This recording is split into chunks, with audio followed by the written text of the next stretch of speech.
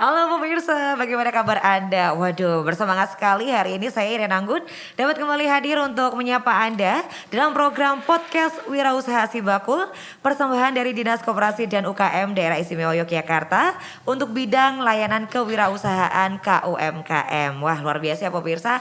Hari ini kembali kita akan berbincang terkait dengan UMKM, koperasi, digitalisasi, sama. Hari ini kita masih akan ngobrol diskusi terkait dengan digitalisasi.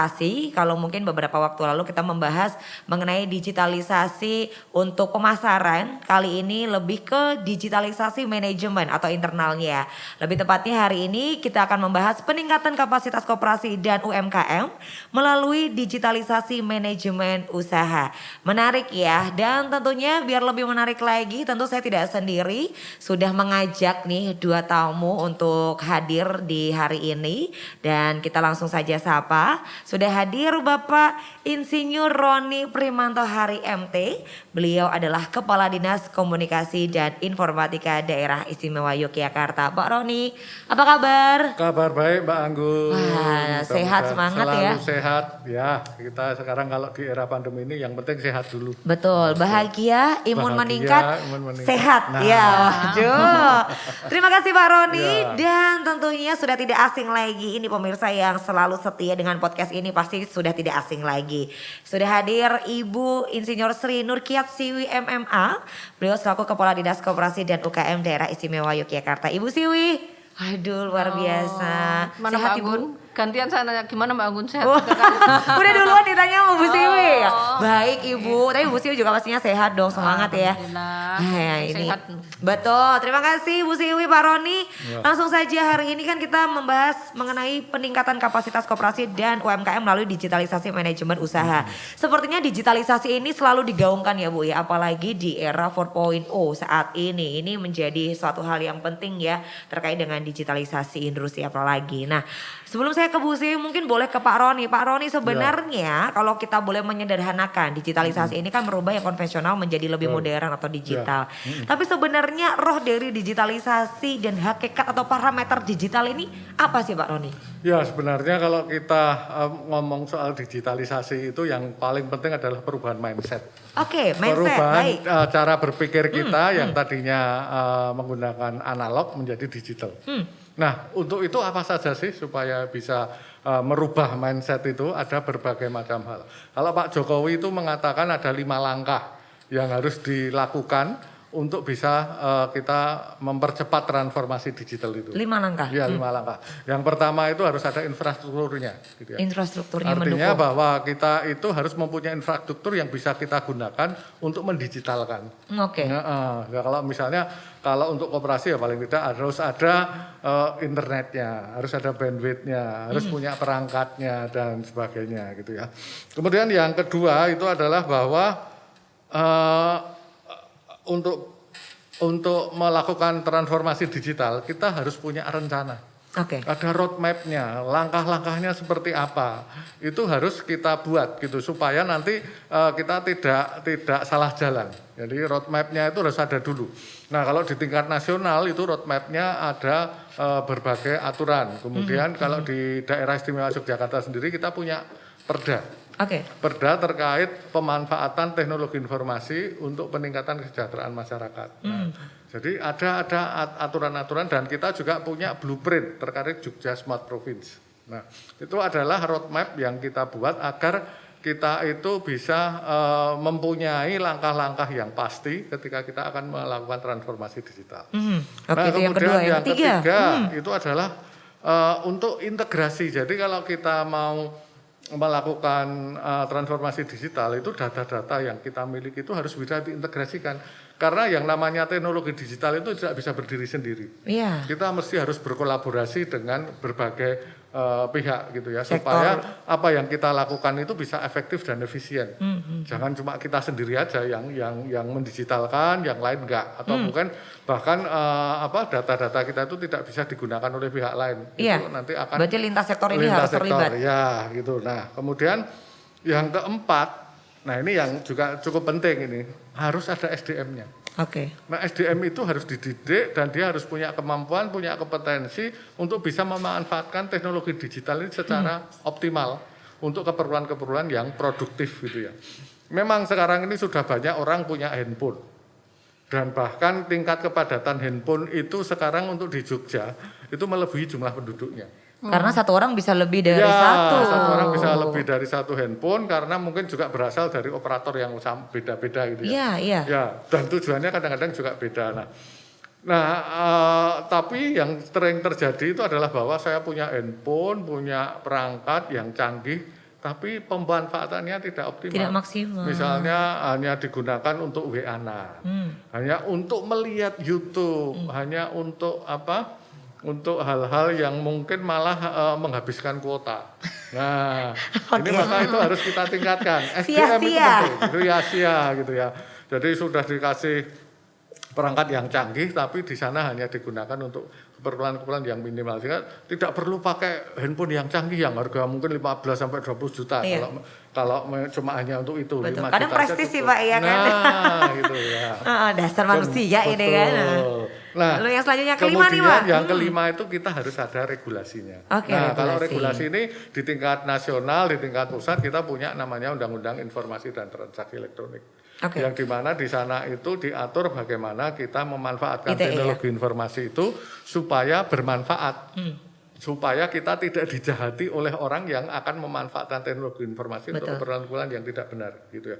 Kadang-kadang orang mengatakan bahwa wah kakean aturan, lah aturan itu dibuat untuk melindungi kita yang baik-baik. Ini harus disepakati. Harus untuk melindungi kita yang ingin memanfaatkan itu dengan baik, bukan untuk keperluan-keperluan yang merugikan orang lain. Misalnya kemarin ada kasus di Jogja nih, yang ternyata kejadiannya yang dirugikan bukan orang Jogja, yaitu pinjol ilegal. Nah, itu kan adalah orang-orang yang memanfaatkan teknologi informasi untuk keperluan-keperluan yang ilegal dan itu menyebabkan kerugian orang lain.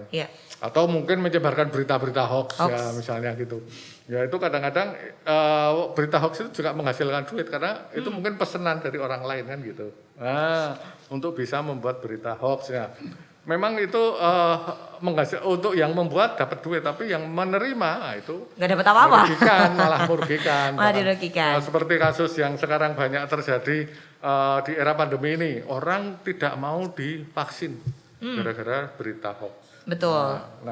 Nah demikian juga dengan kegiatan UMKM itu jangan sampai nanti itu ada persaingan-persaingan yang terjadi dan itu menyebabkan kerugian. Nah oleh karena itu ada aturan-aturan yang tidak dipenuhi. Gitu. Jadi kalau menurut Bapak Presiden kita ini sebenarnya untuk transformasi digital ini ada 5 aspek ya. Di antaranya tadi ada infrastruktur, SDM, peraturan, kan. Lalu juga tadi ada rencana, integrasi. Ini gitu. Ini yang menjadi parameternya ya kalau mau transformasi digitalnya adalah kalau kita lihat di tempatnya Bu Siwi ini kan proses untuk mendigitalkan itu sudah ada perencanaan yang matang. Kita punya Sibakul, di mana dalam Sibakul itu perencanaan-perencanaannya sudah pasti gitu ya, ada rinci di sana. Nah, ini harus kita implementasikan sesuai dengan tahap-tahap yang ditentukan. Rencananya seperti apa nanti Bu Siwi bisa menjelaskan itu. Baik, nah langsung ke Bu Siwi. Bu Siwi ini kan di Dinkop ini kan memang untuk menuju ke digital ini kan sudah ada langkah realnya dengan Sibakul ini. Nah, tapi kalau dari teman-teman UMKM ini sebenarnya kesiapan ataupun teman-teman koperasi ini kesiapan mereka untuk digitalisasi ini seperti apa dengan adanya Sibakul ini? Apakah semua sudah menggunakan, sudah memanfaatkan? Ya, terima kasih. Jadi apa yang tadi sudah disampaikan Pak Roni, sebetulnya kan kalau bicara digital itu parameternya yang mana dulu gitu. mana Karena dulu kan nih? Rata-rata masyarakat itu sudah memanfaatkan minimal smartphone itu punya ya Pak Roni gitu. Betul. Tapi sejauh mana mereka memanfaatkan sesuai dengan sebetulnya kan kebutuhan mereka. Bicara terhadap pendidikan pasti sekarang itu kan daring banyak gitu kan mereka dipikir untuk belajar. Kalau bicara baik koperasi maupun UMKM yang di dalamnya bagaimana jiwa entrepreneur untuk mereka melakukan aktivitas, ini memang keragaannya masih ya setengah-setengah Bu, tengah-tengah ya gitu. Karena kan Pak Roni juga mengkritisi ataupun dari beberapa data ini baru sekian persen kalau dari target itu kan 30 30% ya Pak Roni ya. Ini kan sekarang baru 24% secara nasional. Baik. Berarti ini kan ada PR. Iya. Gapnya itu PR-nya apa gitu. Nah, PR yang itulah yang sebetulnya kita akan memetakan apakah benar ini memang 6% atau sejauh mana sih sebetulnya parameter. Karena kalau saya lihat di data itu kan 99% ini kan ekonomi kita itu didominasi oleh UMKM. Iya, betul. Kalau kita bicara sekarang kita kan suka nggak suka, mau nggak mau target kita transformasi digital ya Pak ya. Isu kedepannya transformasi digital. Iya, setuju. Tapi di situ pasti akan ini iya enggaknya, ini kan seperti Pak Roni, sarana prasaranya siap enggak? Pak Roni sekarang sudah masif ke seluruh desa-desa. Sekarang masyarakat tuh Pak Roni kok masih desa, saya itu di dusun belum bisa. Nah ini kan berkembang lagi gitu. Karena saya jauh ini salah satu gitu. masalahnya. Nah, Iya. ini menjadikan ini juga menjadikan ada salah satu keberhasilan karena mungkin mereka belum dari sisi mobilitasnya sampai ke sana. Satu itu. Yang selanjutnya keragaan dari pelaku sendiri juga. Karena kita tidak bisa memaksa keragaan kalau bicara kami punya mitra dalam hal binaan atau tenan-tenan itu kan sisi usia ya Pak Roni, usia terhadap ini kan bisa juga usianya sudah ke sana ya. Tapi mereka memang kayaknya minat untuk ini juga ada gitu. Tapi ada yang sebetulnya mereka masih bisa tapi udahlah saya gini aja. Nah, inilah yang sebetulnya menjadi sebuah parameter bagaimana kita melakukan pendekatan bahasanya sama bahasa mereka. Nah, ini kalau bicara kepada UMKM-nya gimana? Memang masif ke sana. Dengan adanya pandemi Covid itu justru menurut saya ada sisi positifnya Pak Roni. Iya pasti. Yang kemarin itu kayaknya kegamangan. Kalau bicara koperasi ini kami dorong sebetulnya belum ada pandemi. Kami sudah ini harusnya bisa RAT online. Tapi masih ini regulasinya seperti ini. Kita harus ketemu, harus seperti ini. Tapi ternyata dengan adanya pandemi Covid yang ini menjadi harus dan bisa dipaksa ternyata bisa gitu. Ternyata bisa ya itu meskipun secara berubah belum ideal tapi minimal memulai ke sana dulu gitu. Nah, ini yang sebetulnya dari keragaan atau tren selama pandemi ini menurut kami ini menjadi kalau saya kok melihatnya ini positif. Para mitra kita dari para pelaku baik koperasi maupun UMKM itu mengarahnya ke sana. Cuman memang mesti meningkat ya Pak Roni ya. Yang tadinya dengan WA group karena mereka itu akan terus meningkat terus naik kelas gitu kan.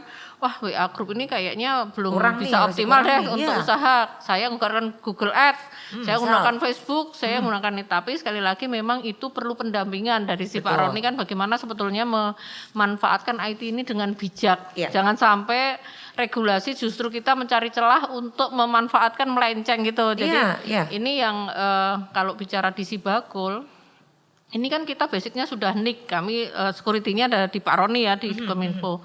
Tapi masih ada kegamangan juga saat itu sebelum dipastikan nanti dengan NIK sudah masuk di online kita di dalam sekolah ini nanti bagaimana ya ada yang memanfaatkan keamanan dari keamanannya gitu. Tapi kalau dari sisi sisi SDM-nya itu sebetulnya kita memang masih ada beberapa inovasi dan lebih pemanfaatan teknologi ini yang masih perlu kita push. Didorong terus. Ya, perlu kita dorong. Ibu kalau kita berbicara Sibakul ini kan lebih ke digitalisasi pemasaran ya. Nah kalau untuk manajemennya ini sendiri seperti apa? Apakah sudah ada mungkin pendampingan terkait dengan digitalisasi manajemen berarti kan di internalnya ya Bu ya? Ya.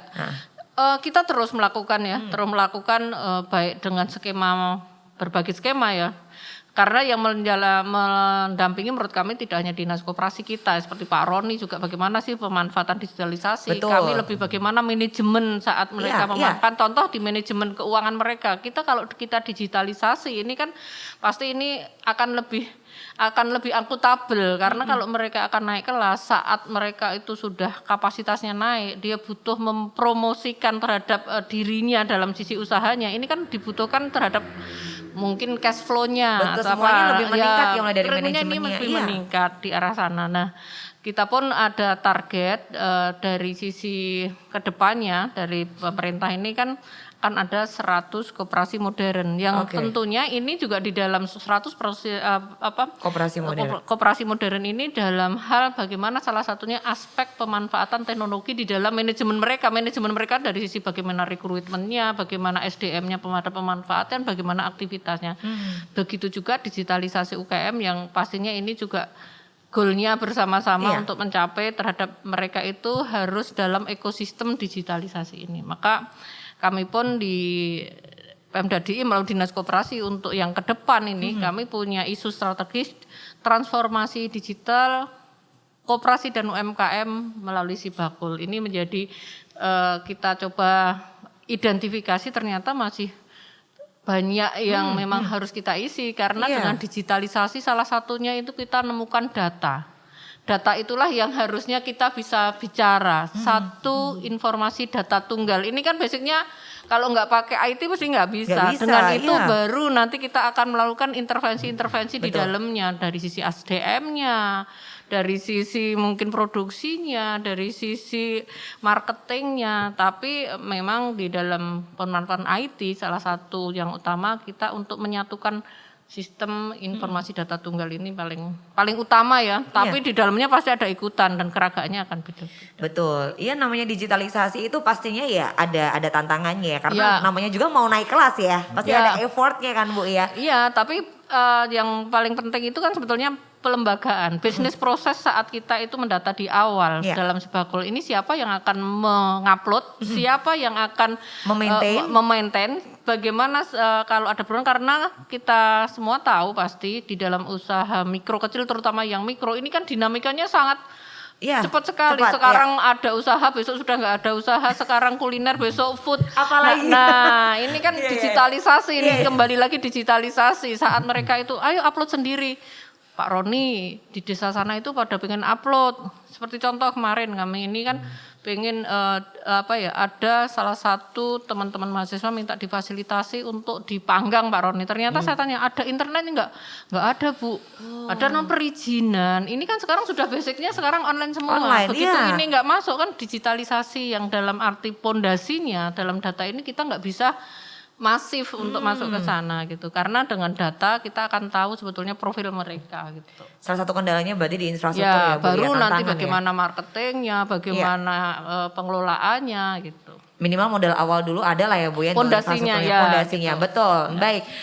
Pak Roni, nah digitalisasi manajemen ini adaptasi yang dilakukan seperti apa? Karena UKM, koperasi ini kan mereka juga masih punya stigma ya bahwa mereka ini masih konvensional. Betul. Ya kan. Nah ini adaptasi langkah kecil yang bisa dilakukan ini apa Pak? Ya tadi sudah disebutkan bahwa ternyata infrastruktur itu menjadi hal yang penting. Iya. Tanpa infrastruktur yang ada maka mereka proses digitalisasi tidak jalan. Betul. Makanya di urutan transformasi digitalnya Pak Jokowi infrastruktur itu di urutan pertama ya utama itu ya. Yang pertama dan yang utama. Nah itu juga kita lakukan terutama di era pandemi COVID-19 ini Dinas Kominfo ini memang diberi tugas antara lain adalah membuka titik-titik blank spot. Blank spot itu adalah daerah-daerah yang masih sulit untuk mengakses internet. Nah oleh karena itu pada tahun 2020 kemarin itu kita membangun sistem jaringan fiber optik yang menghubungkan titik-titik simpul karena supaya kita memudahkan dalam melakukan pemeliharaan maupun dalam langkah pelaksanaan maka titik-titik simpul itu kita tentukan di SMA dan SMK negeri dan kantor-kantor pemerintah. Terutama pemerintah provinsi maupun pemerintah kabupaten kota. Panjang dari jaringan fiber optik yang kita lakukan saat ini kita sudah punya 400 hampir 500 kilometer panjang. Untuk saat ini. Mulai dari Gunung Kidul sampai Kulon Progo, Sleman dan Bantul ke utara, selatan, timur, barat gitu ya. Nah, agar manajemen kegiatan, manajemen pengelolaan UMKM ini bisa berjalan dengan baik, maka yang pertama yang harus dilakukan adalah bahwa mereka tadi sudah saya sebutkan merubah mindset. Mindset bahwa apa yang akan kita lakukan sekarang itu berubah ke arah digital. Kalau seandainya itu dia mau merubah itu, maka itu akan lebih mempermudah ketika proses digitalisasi itu dilakukan. Kalau dulu mungkin para pedagang misalnya di pasar atau mungkin di daerah lain, nek bayar itu yang nganggo duit. Oke. Lebih mantep ya. Ini ya, fisik, uang secara fisik. Nah, sekarang harus dirubah itu. Karena sekarang orang akan lebih mudah kalau bayarnya pakai digital, financial technology, fintech. Nah, dengan fintech itu manajemennya itu tertata di sana. Kita bisa tahu nanti orang-orang akan punya rekening, akan punya aplikasi, dia akan bisa melihat berapa uang yang masuk itu betul, tercatat lebih di sana. termanage ya sebenarnya Pak. Nah, dari sana ketika aliran uang itu, manajemen keuangannya itu bisa dilihat dengan transparan, maka pihak perbankan juga akan mudah untuk melakukan klarifikasi atau melakukan kajian supaya ini sudah wangun untuk dikasih modal atau dikasih kredit. Nah, seperti itu. Nah, selama ini kan perbankan itu kadang-kadang cuma tanya dan mereka nggak punya catatan, itu menyulitkan mereka. Menyulitkan mereka ketika dia akan mengajukan modal dan sebagainya. Nah, kemudian juga untuk keperluan-keperluan yang lain, misalnya untuk pendataan, untuk melakukan pemasaran, untuk keperluan yang lain, memang yang paling penting adalah SDM-nya harus tahu dulu bagaimana dia bisa memanfaatkan teknologi informasi itu secara optimal. Maka di Dinas Kominfo itu juga ada program, kan di samping kita memberikan wifi tadi atau jaringan itu, kita juga memberikan pendampingan kepada penggiat UMKM itu agar mereka bisa memanfaatkan teknologi informasi maupun perangkat yang dia miliki secara optimal. Jadi saya cuma punyanya handphone seperti ini. Oh ya sudah, kalau seperti itu berarti pelatihannya modelnya gini. Motretnya caranya gini, editnya pakai aplikasi ini dan sebagainya. Atau misalnya saya cuma punya perangkat handphone yang memorinya cuma sekian mega atau sekian giga. Oke, kalau gitu kita akan melatih dengan model seperti ini. Itu kita lakukan di sana. Supaya mereka tidak harus membeli perangkat baru sebelum mereka mampu gitu loh. Nah, ini yang kita lakukan. Jadi mindset seperti itu harus ada di mereka supaya mereka itu tidak gagap, tidak takut untuk turun di model digital ini. Jangan-jangan kalau saya mau ke digital harus beli perangkat yang canggih, harus mahal dan sebagainya. Itu tidak. Nah, bahkan di beberapa lokasi yang kita dampingi, itu kita buatkan pakai itu Google Form dan sebagainya hanya untuk bikin pendataan uang masuknya berapa, yang untuk belanja berapa, yang catatan catatan simpel gitu catatan simpel itu kita lakukan di sini. Simpel aja itu bisa kok gitu ya. Nanti kalau sudah besar, nah itu baru beli yang canggih. Tapi di awal-awal dengan menggunakan aplikasi yang simpel, yang sudah ada, yang murah itu sebenarnya bisa.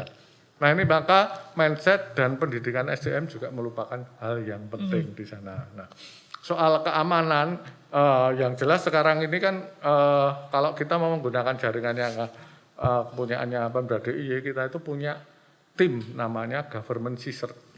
CSIRT. Government CSIRT itu apa? Itu sebuah tim yang akan menanggulangi seandainya ada gangguan-gangguan di dalam keamanannya. CSIRT itu singkatan dari Computer System Incident Response Team.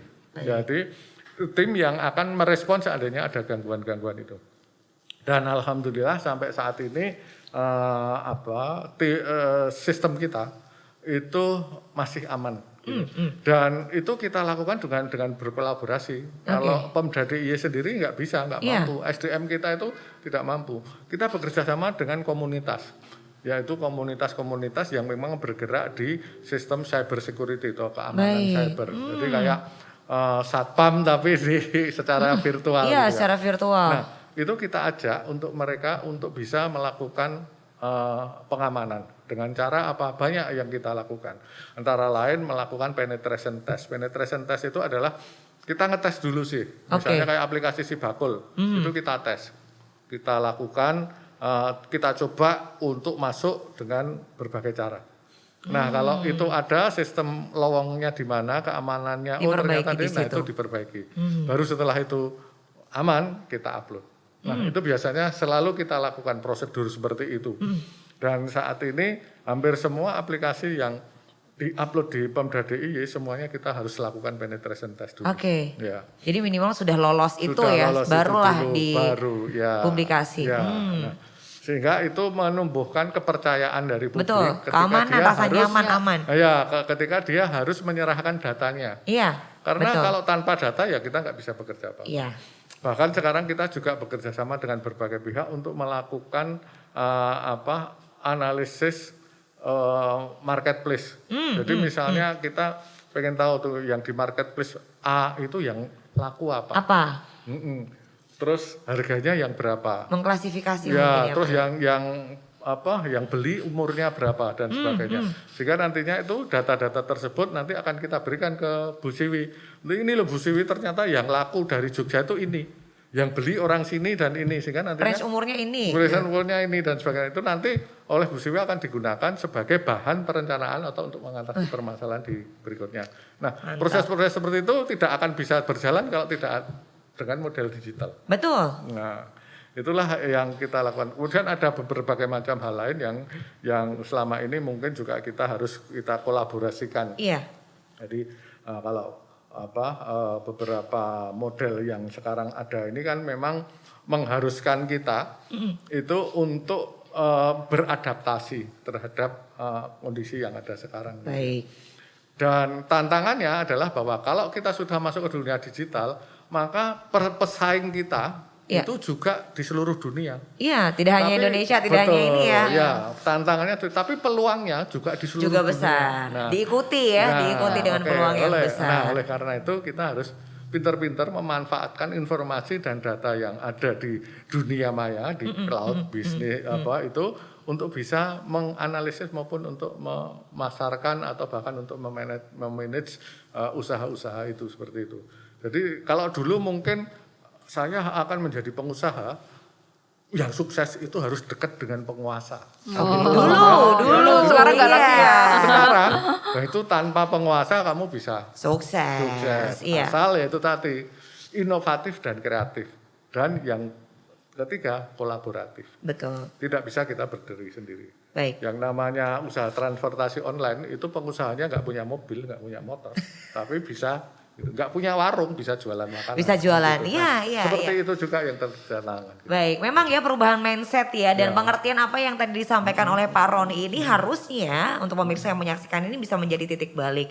Karena dengan digital ini semuanya bisa dilakukan. Mulai dari Bu Siwi saja juga sudah bisa melakukan dan juga bisa ini ya Bu ya. Oke, program kedepannya apa ini by digital, by data begitu. Sebegitu luar biasanya manfaat dari digitalisasi begitu. Nah, Ibu kalau dari sudut pandang Dinas Koperasi apalagi Bu Siwi ini sebenarnya manfaat dari digitalisasi manajemen terlebih untuk teman-teman koperasi dan juga UMKM ini seperti apa Bu yang paling bisa kamu rasakan ini loh sebenarnya kalau kamu digitalisasi manajemen begitu. Ya, kalau bicara terhadap seberapa jauh sih sebetulnya pemanfaatannya pasti pemanfaatan untuk apa saja gitu. Kalau dari data sebetulnya hampir 77% ini bisa memberikan manfaat terhadap pemasaran. Selain itu terkait dengan untuk promosi ini kalau dari data ini ada 72% menyatakan ini bermanfaat untuk promosi gitu kan. Promosi pasti kaitannya dengan pemasaran juga ya. Terkait dengan transaksi aman. Tadi kan Pak Roni nyampaikan sekarang ini sudah tidak zamannya lagi nih. Di domainnya Mbak Irina masih kan Mbak Anggun sudah tipis tapi di dalamnya di HP-nya ini. Wah ini m-bankingnya bukan tipis gitu. juga. Itu 69% menyatakan kalau ini 69% mempunyai dampak terhadap transaksi aman ini. Yang selanjutnya terkait mudah untuk digunakan. Nah, mudah digunakan pasti Pak Roni bagaimana sebetulnya sistem ini tidak ideal mungkin belum ideal tapi friendly, mudah untuk dimanfaatkan karena kan keragaan dari para pelaku itu kan beda-beda. Di saat mereka sudah kayaknya susah sekali ini langsung ditinggalkan gitu ya Pak Roni ya. Nanti kan tahu susah langsung balik kanan. Susah ini pusing enggak pusing gitu. Dan bagaimana respon kalau bicara terkait dengan pemasaran, tadi Pak Roni akan memetakan terhadap e-commerce mana ini posisinya seperti apa, di mana ini manajemen atau apa konsumennya ini dari posisi dari mana, ekonominya seperti apa, gendernya seperti apa gitu kan. Ini juga memberikan dari sisi digital ini bisa melihat terhadap bagaimana sebetulnya yang mempengaruhi itu admin dari sisi pengelolanya ini. Admin pengelola ini ternyata mempunyai dampak juga bagaimana mereka itu akan nyaman memanfaatkan digitalisasi gitu. Yang selanjutnya terkait dengan edukasi pasti ini edukasi bagaimana literalisasi terhadap digital ini terus harus selalu tidak berhenti ya Pak Roni ya terus mereka akan berkembang terus karena sistemnya IT ini juga berkembang. Ini belum bisa sudah diganti 4.0 sekarang sudah lagi ke 5 kan gitu Pak Roni. Jadi ini kan harus dan terkait dengan bagaimana kami ini kan punya konsep kontribusi UMKM terhadap ekspor. Bagaimana ini kepastian rantai pasok. Nah ini juga akan membantu terhadap manajemen ini. Jadi digital ini akan tahu sebetulnya produk ini sejauh mana UKM ini bisa menguasai terhadap pasar yang global ini bagaimana. Tidak perlu datang ya Pak Roni. Hanya tinggal buka. Sekarang kita itu di sini kita tidak perlu punya toko kok. Gitu kan Pak Roni tadi kan tidak perlu punya toko, warung makan tidak usah punya toko. Mungkin sambil jalan aja ternyata kita itu di dalam dompet kita, di dalam HP kita ini punya usaha yang sangat luar biasa. Nah inilah sebetulnya manfaatnya sangat luar biasa. Tapi bagaimana kita ini sekali lagi pemanfaatannya secara bijak. Nah dari situ maka dengan data-data tadi itulah yang nanti akan pasti saya dengan Pak Roni dengan beberapa lembaga pasti akan bicara ini dari 69% harusnya kan kalau persen 100 ya gitu. Pasti kan ini masih ada yang terus harus dibenahi gitu. Nah ini yang nanti kita benahi. Kalau Pak Roni tadi kan kita sudah masif sih sampai desa-desa. Harusnya ini sudah oke. Tapi bagaimana sebenarnya komitmen masyarakat untuk memanfaatkan ini gitu. Jadi yang paling penting kan menurut kami di komitmen karena program apapun ini pasti arahnya kesejahteraan. Tapi bagaimana komitmen dari sisi pemanfaat gitu karena pemanfaatnya ini kan yang punya kreativitas, inovasi, pemahaman itu tidak dari sasaran kita saja, dari sasaran kalau bicara saya koperasi dan UMKM saja, tapi kita di dalam internal di dalam government ini kan juga harus punya jiwa untuk ke sana gitu.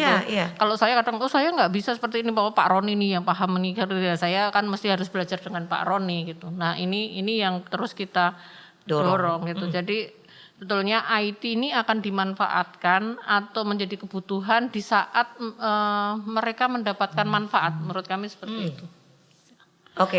Tapi kalau dari Bu Siwi ini pasti kan sering ya bertemu dengan teman-teman koperasi, UMKM begitu. Ada tidak Bu salah satu yang bisa dijadikan contoh bahwa mereka ini sudah digitalisasi untuk semuanya terlebih dengan manajemennya. Ada tidak Bu? Banyak sekali itu pasti ini kan berproses ya. Berproses itu di saat mereka itu yang memang pengen naik kelas itu dalam arti memang saya profesional dalam hal ini. Jadi di saat saya waktu itu mungkin pencatatannya belum ada. Jadi kan Pak Roni pencatatan keuangan untuk mereka itu yang tadinya belum bankable bisa jadi bankable kan kalau itu.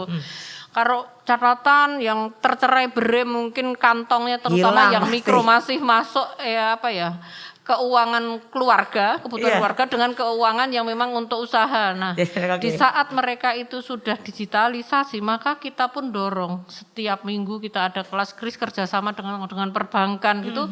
Sebetulnya di dalam itu ada edukasi untuk mereka itu secara tidak langsung ada pencatatan di mereka. Kenapa ini kita dorong terus? Karena selama ini kita melihat terhadap kelemahan dari para pelaku ini ternyata di pencatatan gitu. Di dalam manajemen mereka mungkin bukan nggak mau, mungkin karena ya sibuk ngurusi bahan bakunya, ngurusi ini, mungkin sudah masuk sana masuk ini. Akhirnya apa yang terjadi? Kalau kita nggak tahu terhadap ini, maka sebetulnya yang kita lakukan ini mempunyai dampak yang positif nggak terhadap usaha kita. Nanti ujung-ujungnya kayaknya kita sudah ke sana jualan ini ternyata aset kita nggak tambah, omset kita nggak, berarti ada sesuatu kan di situ. Ini yang kita lakukan dan mereka mulai yang sekarang ini lebih masif bagaimana mereka itu melakukan pemasaran sekarang lebih banyak ke online. Contohnya kan betul. saat kita kasih gimmick-gimmick di dalam Sibakul dengan free ongkir itu tidak serta-merta hanya free ongkirnya kan. Iya. Karena di dalamnya mereka harus lolos dengan izinnya, mereka kan harus legalitasnya dengan mengurus NIB. Ini juga online ya Pak Roni ya. Jadi kan semua dengan basis OSS online, gitu ya. Nah, ini kan mereka juga harus punya email. Ini kan secara tidak langsung pemerintah ini ada edukasi saat mereka digitalisasi di situ.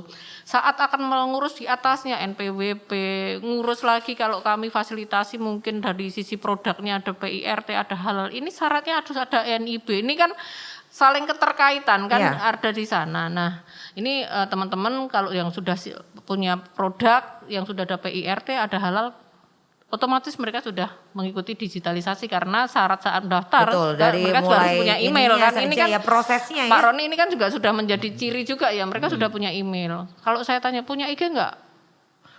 Rata-rata sudah punya IG, punya WA enggak? Meskipun WA-nya sekarang jualannya ya antar teman. Ini sudah mulai ke arah sana. Tinggal sekarang kita kemas ini loh. Kita dudukkan, yuk duduk bareng-bareng, kita pahamkan.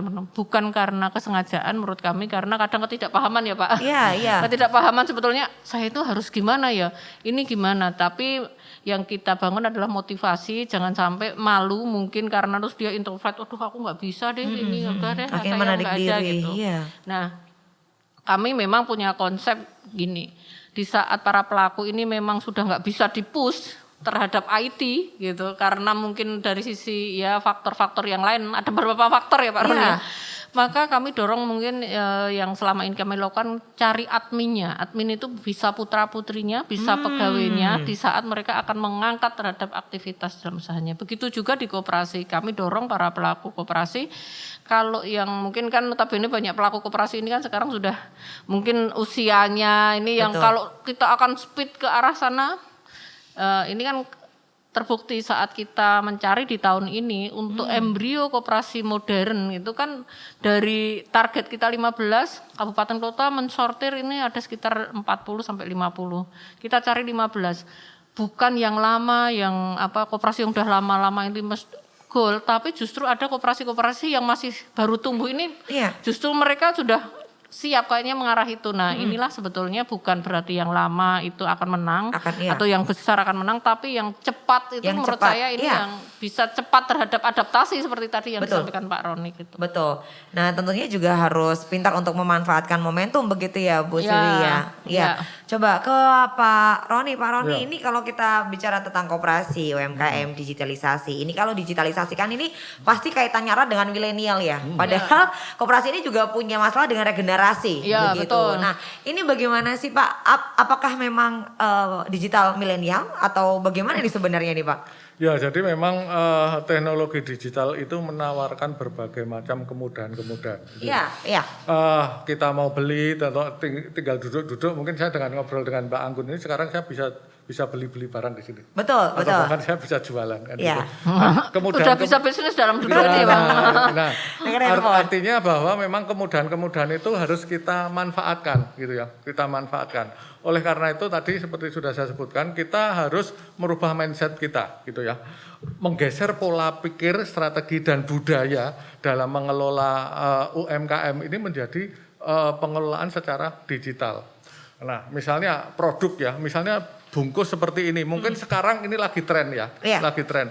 Tapi dalam waktu yang cepat, karena mungkin di luar negeri ada perubahan tren, maka kita harus bisa mengikuti ada pengaruh di situ. Nah, pemanfaatan teknologi digital untuk menganalisis seperti itu sangat mudah gitu loh. Dan itu memungkinkan untuk dilakukan. Oh, ternyata packingnya yang sekarang itu yang seneng adalah warnanya seperti itu. Warna yang gonjreng-gonjreng misalnya.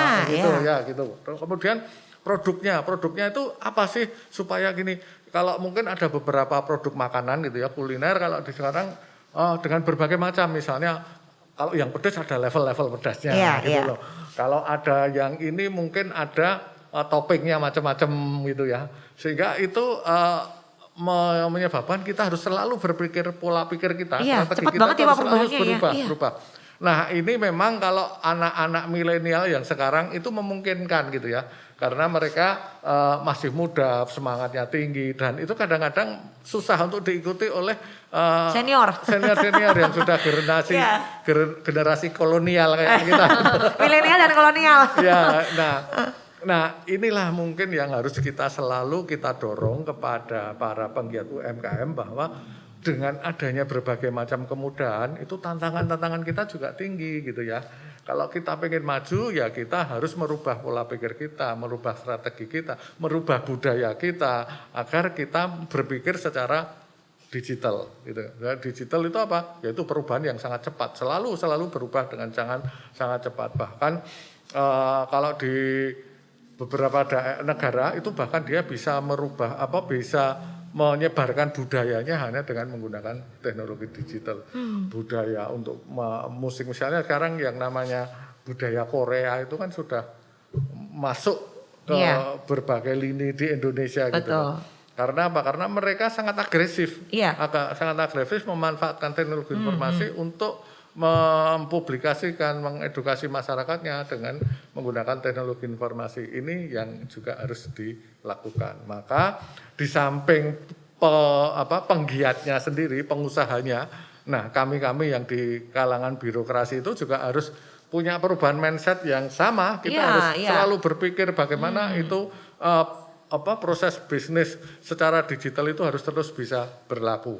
Makanya ekosistem digital itu harus kita tingkatkan. Ekosistem digital itu terkait itu tadi infrastrukturnya, aturannya, SDM-nya, kemudian bahwa datanya itu yang harus terintegrasi. Kalau dulu mungkin di kalangan birokrasi masih iki dataku, ini datamu dan sebagainya.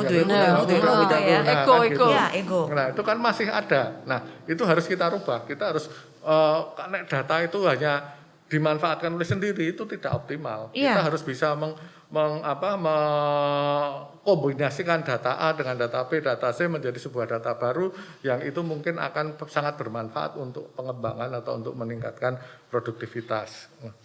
Nah kemudian yang ketiga adalah regulasi. Selama ini mungkin regulasi yang ada itu masih regulasi analog. Kita harus berpikir secara regulasi digital. Seperti tadi pembayaran tidak harus pakai duit, tapi bisa dengan hanya men-scan barcode. Nah ini harus kita pahami hal-hal seperti itu. Kemudian juga tentang tadi bahwa sekarang kita harus punya email. Alamat rumah itu mungkin nggak penting, yang penting alamat email. Betul. Kan gitu. Karena kalau alamat rumah bisa Sherlock kok. Kan gitu. Tidak perlu ditulis ya. Nggak perlu ditulis bisa Sherlock. Nah ini menjadi hal penting. Oh berarti saya sekarang harus punya email supaya saya bisa berada di lingkungan digital. Nah, itu. Kemudian yang ketiga, yang selanjutnya bahwa regulasi-regulasi analog yang tadinya mungkin kalau kita harus bikin perjanjian harus tanda tangan, harus tanda tangan dan harus ada capnya. Nah sekarang nggak perlu, bahkan saya itu kemarin saya mengadakan kerjasama dengan sebuah perusahaan di lain tempat, hanya kirim-kiriman file aja, tanda tangan ini ya krek dah. Nah itu harus kita pahami hal-hal seperti manfaatkan karena kemudahan-kemudahan seperti itu tuh akan menjadi jalan tol kita untuk bisa mencapai tujuan kita. Nah, jadi mindset itu penting, peningkatan SDM dan regulasi-regulasi yang harus kita rubah itu menjadi kunci dalam transformasi digital, baik untuk transformasi digital untuk keperluan UMKM ini maupun untuk keperluan yang lain. Betul. Jalan tol di sini bukan berarti tanpa hambatan yang sesungguhnya namanya tol aja kan tax on location ya. Jadi ada sesuatu yang harus dibayar kalau kita memang ingin jalan yang enak gitu kan. Ini yang dimaksud dengan jalan tol itu. Oke, untuk Bu Siwi tentunya kan kita berbicara digital ada resiko. Nah, ada tidak Bu untuk program yang memang mereka ini dikhususkan untuk manajemen resikonya? Kalau digital ini kan berarti kan banyak sekali resikonya ya resiko digital ya. Ini ada tidak Bu program khusus untuk manajemen resiko begitu?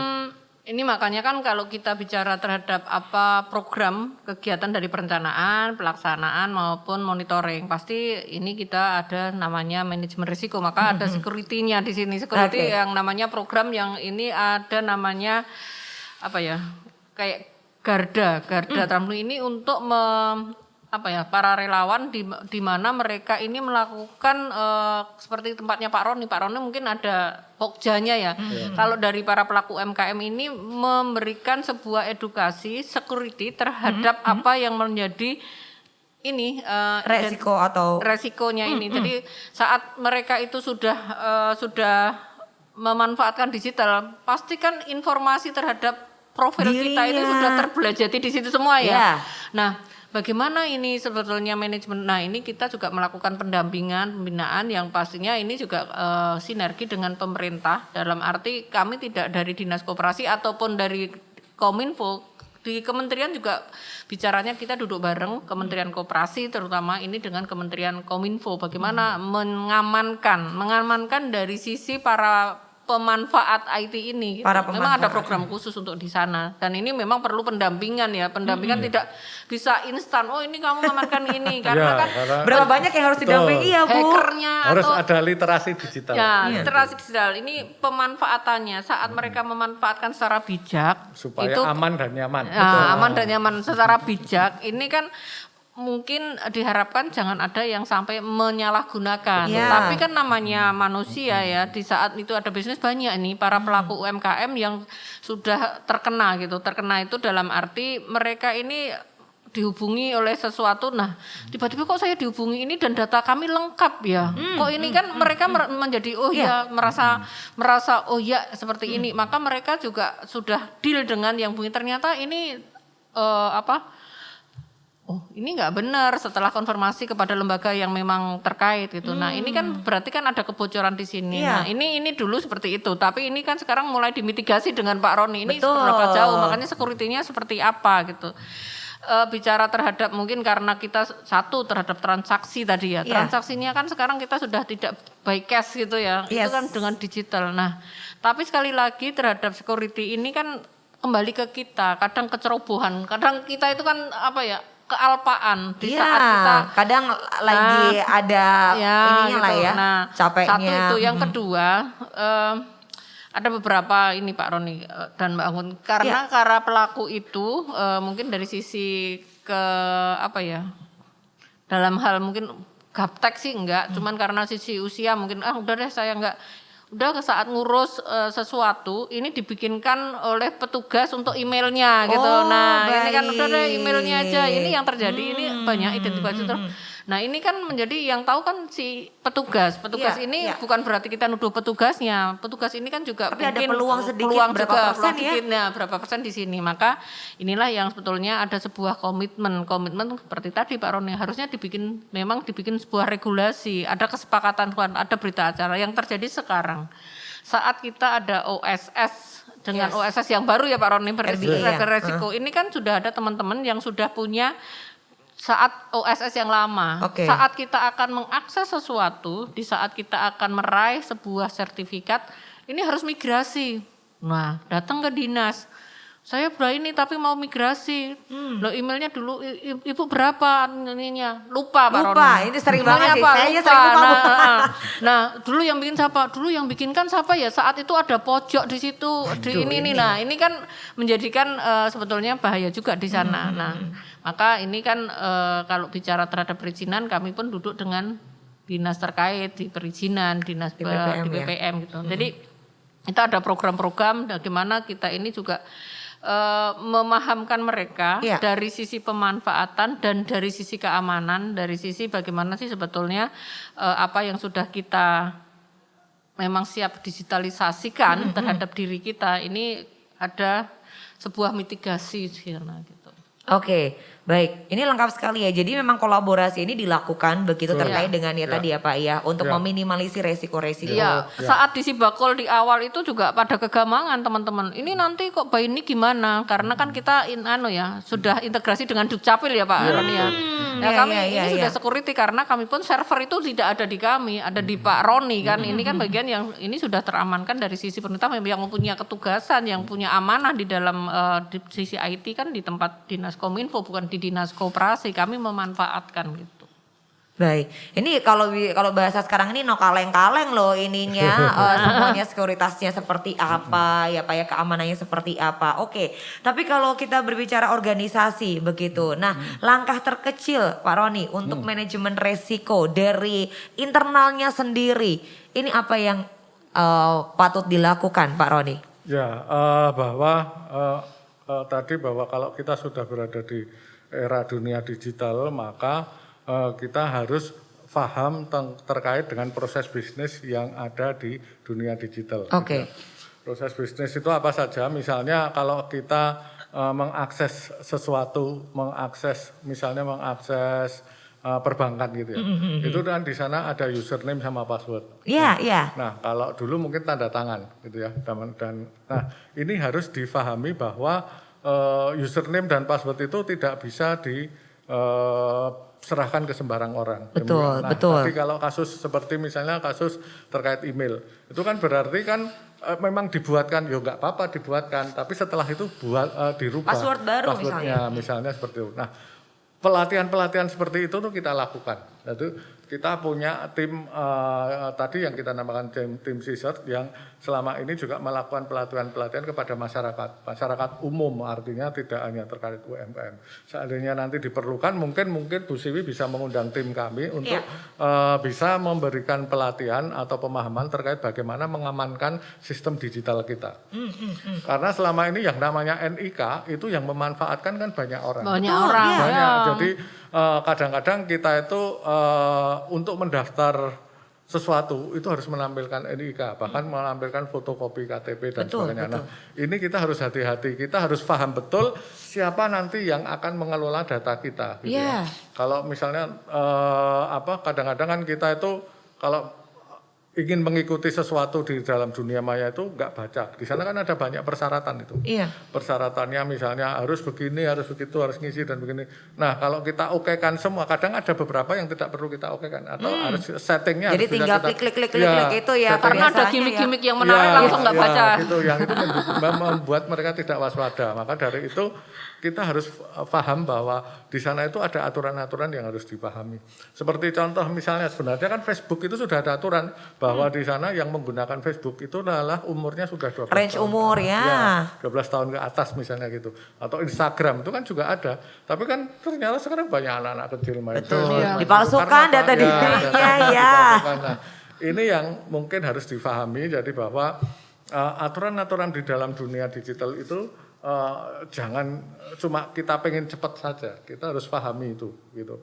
Nah, kemudian juga bahwa yang namanya data pribadi itu kadang-kadang kita harus juga mengamankannya secara diri sendiri, tidak bisa orang lain.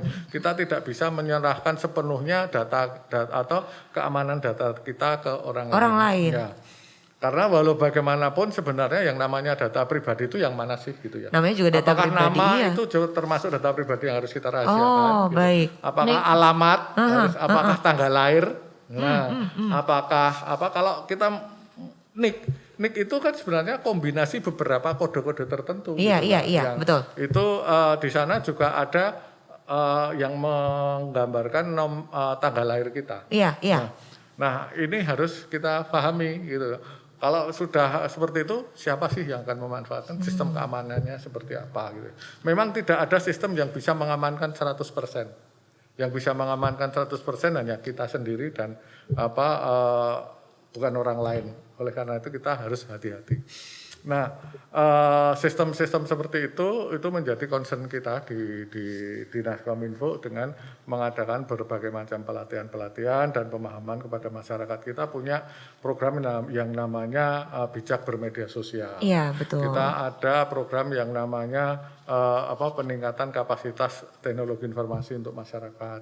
Kemudian kita punya program terkait dengan coworking space. Jadi di Kominfo itu punya coworking space yang bisa dimanfaatkan masyarakat secara gratis.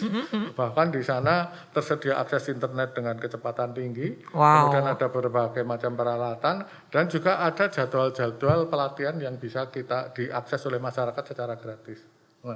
Nah, kita memang coworking space kita kemarin kita desain untuk bisa diakses oleh siapapun, termasuk kaum difabel. Jadi difabel itu di sana kita beri akses, mejanya pun khusus. Kalau yang jalannya kursi khusus, roda aksesnya dan sebagainya. Bahkan kita punya keyboard untuk orang tunanetra ya. Ya, kemudian juga ada berbagai perangkat-perangkat yang memang sangat dibutuhkan oleh kaum difabel. Namun demikian untuk masyarakat umum kita berikan itu. Nah untuk tahun depan kita memang berusaha untuk bisa membangun coworking space tersebut di berbagai titik yang memang sangat memerlukan. Terutama adalah di wilayah-wilayah yang secara komersial itu tidak menarik padahal potensial. Ya, karena kalau secara komersial tidak menarik maka penyedia jasa internet, telepon seluler maupun penyedia jasa internet yang lain juga mikir-mikir ya. males, Iya. saya sudah bangun infrastruktur di situ nggak ada yang beli pulsa. Nah, gitu. Padahal investasinya sudah tinggi. Iya. Nah, ini tugasnya pemerintah. Tugasnya pemerintah dalam hal ini Pemda maupun pemerintah pusat untuk bisa memberikan akses internet di tempat-tempat yang tadi kita sebut dengan black spot. Wilayah pantai selatan ini menjadi salah satu concern kita karena Bapak Gubernur dalam salah satu arahannya mengatakan bahwa Jogja itu menghadap ke selatan. Artinya wilayah selatan itu sudah mulai dilirik untuk bisa kita kembangkan. Saat ini memang masih banyak titik-titik di wilayah selatan seperti tadi Bu Sri sudah mengatakan di Panggang masih blank. Nah ini menjadi concern kita dan mudah-mudahan nanti di tahun-tahun berikutnya itu akan bisa kita penuhi gitu ya. Baik itu infrastrukturnya maupun pelatihannya maupun untuk hal-hal yang lain yang diperlukan pendampingan dan sebagainya. Kemudian memang salah satu yang menjadi concern Pak Gubernur lagi dalam pengarahannya adalah terkait dengan pemanfaatan teknologi informasi. Nah ini yang makanya sekarang Bu Siwi punya program Sibakul. Kemudian mungkin di pariwisata punya program apa lagi, perindustrian punya apa lagi, dan kita punya apa yang memang hampir semuanya harus memanfaatkan teknologi informasi. Tapi ya itu tadi bahwa pemanfaatan teknologi informasi harus diikuti dengan berbagai prosedur-prosedur yang ada. Prosedur pengamanannya, prosedur kompetensinya, prosedur infrastrukturnya, dan sebagainya. Ada harga yang dibayar untuk itu, ya. Jadi tidak memang hanya ekosistem digital juga menjadi salah satu concern kita. Misalnya terkait dengan pendidikan UMKM ini. Kalau terkait dengan infrastruktur, ini tugasnya Kominfo. Pendampingan untuk keperluan pemanfaatan teknologi secara optimal, ini Kominfo. Tapi nanti bagaimana dengan legalitasnya? Dengan dengan perizinan. Terkait dengan haki, dengan perindustrian. Karena jangan sampai nanti ini sudah di pasar kan sudah gini, belum masuk di haki, ditiru orang. Jangan sampai ada yang kelewat. Itulah ekosistem digital itu yang harus kita bangun bersama dengan berkolaborasi gitu ya. Bu Siwi nanti mendidik UMKM-nya supaya dia bisa naik kelas gitu ya. Nah kita, pemasarannya gimana? Kita ajari deh pemasaran digitalnya seperti apa. Kalau desainnya seperti apa? Ini tugasnya Bu Sirwi, ini tugasnya untuk menganalisis desainnya. Produknya banyak ya Bu tugasnya ya Bu. Tapi jadi ringan kalau ada Pak Roni. Ini maksudnya Bu Sirwi ini membagi tanggung jawabnya begitu ya. Karena pelatihannya kan tidak harus ketemu ya Pak Roni. Dengan memanfaatkan digital ini ya. Ini kan juga. Ini pelatihan secara digital sudah memungkinkan. Iya, tapi yang jelas ya semoga hasilnya juga maksimal ya Bu ya. Walaupun namanya pelatihan ini kan pasti ada kegiatan bersentuhan ya, maksudnya tapi dengan digital ini semoga tidak mengurangi esensi dari pelatihan itu begitu. Oke. Untuk saat ini mungkin boleh saya minta closing statement sedikit dari Bu Siwi. Jadi Bu Siwi. Kalau kami lebih ke digitalisasi terhadap baik semuanya. Kalau kami di koperasi dan UMKM menjadi sebuah kebutuhan.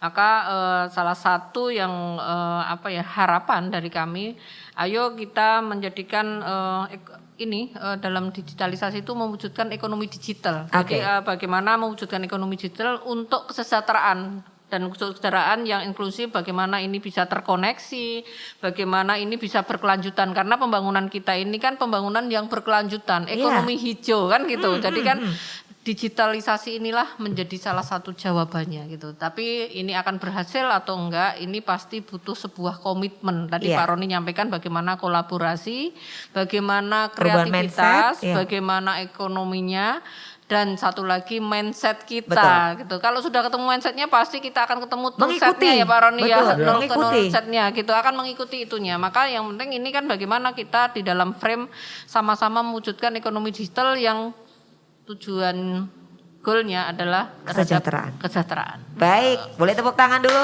untuk Ibu Siwi dan juga Pak Roni, luar biasa. Ibu Siwi terima kasih banyak untuk diskusi menarik hari ini. Pak Roni juga ini semoga menjadi ilmu yang bermanfaat ya untuk teman-teman terkait dengan digitalisasi, keamanan digital, lalu juga manajemen dan pemasaran digital nih. Semoga dapat ditangkap baik oleh pemirsa yang menyaksikan. Sehat selalu Bu Siwi, Pak Roni. Semoga kita bisa berjumpa lagi. Pemirsa terima kasih sudah setia bersama kami di podcast Wirausaha Sibakul. Persembahan dari Dinas Koperasi dan UKM Daerah Istimewa Yogyakarta untuk bidang layanan kewirausahaan KUMKM. Semoga kita bisa berjumpa di lain kesempatan dan jangan lupa untuk terus terapkan protokol kesehatan. Akhir kata, saya Rina Anggun pamit undur diri. Sampai jumpa dan salam sehat.